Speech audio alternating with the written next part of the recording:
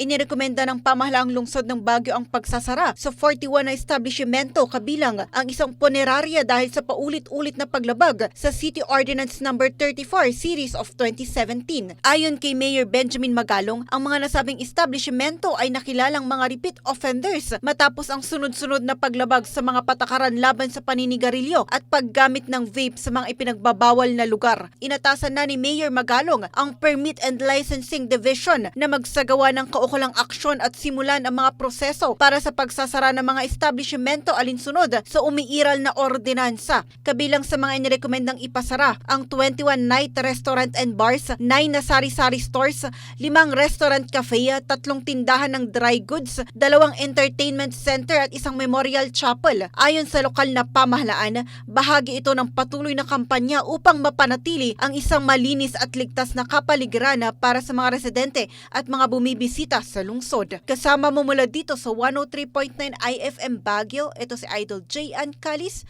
Tatak, RMN. RMN Network News.